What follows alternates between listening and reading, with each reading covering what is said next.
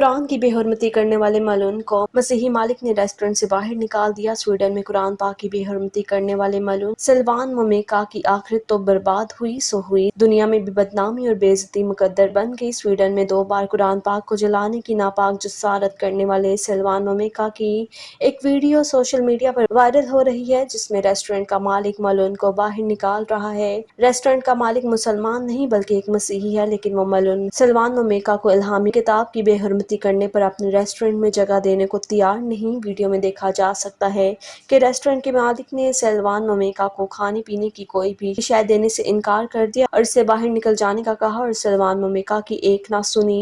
Video social media पर viral हुई तो सार्फिन ने रेस्टोरेंट के मालिक के जज्बे की तारीफ करते हुए लिखा कि दूसरों के मजहब की तौहीन करने वाले ऐसे ही सलूक के मुस्तहिक हैं।